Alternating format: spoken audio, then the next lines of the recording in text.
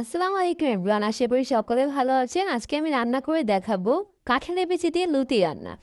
প্রথমে আমি ফ্রাই প্যানে তেল গরম করতে দিয়েছি, তারপরে আমি এখানে দিয়ে দিচ্ছি চিংড়ি মাছ। চিংড়ি মাছগুলোকে আমি একটু ভেজে নেব। আমি চিংড়ি মাছ দিয়ে লতিটাকে রান্না করব। মাছগুলো ভাজা হয়ে গেলে আমি আবার তেল দিয়ে দিচ্ছি। তেলটা গরম হয়ে গেলে আমি এখানে কুচি করে রাখা পেঁয়াজগুলোকে দিয়ে দিচ্ছি। পেঁয়াজটা দিয়ে নেড়ে চেড়ে যখন পেঁয়াজটা নরম হয়ে আসবে তখন আমি এখানে অ্যাড করে দিচ্ছি 1.5 চামচ রসুন, দিয়ে দিচ্ছি আদা। আদাটা আমি এখানে হাফ চামচের কম দিয়েছি। তারপরে আমি এখানে নেড়ে চেড়ে নিচ্ছি। আর আগে থেকে কাঁচামরিচ দিয়ে দিচ্ছি। এখানে আমি 6-7টা কাঁচামরিচ আগে থেকে কেটে নিয়েছিলাম, ওগুলোই দিয়ে দিলাম।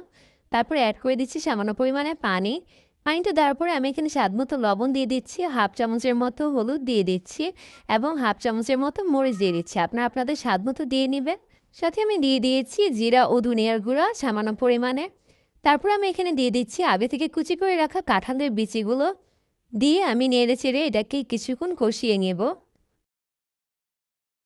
কষানোর মধ্যে কাঁঠালের বিচিগুলো হালকাভাবে নরম হয়ে যাবে, কিন্তু পুরোপুরি সিদ্ধ হবে না। তারপরে আমি এখানে অ্যাড করে দিচ্ছি আমার আগে থেকে কেটে রাখা লতিগুলো। লতিগুলো দেওয়ার পরে ভালো করে নেড়ে চেড়ে মশলার সাথে মিশিয়ে নেব। তারপর ঢাকনা দিয়ে ঢেকে দিব। লতিগুলো কষানো হওয়া পর্যন্ত ওয়েট করব।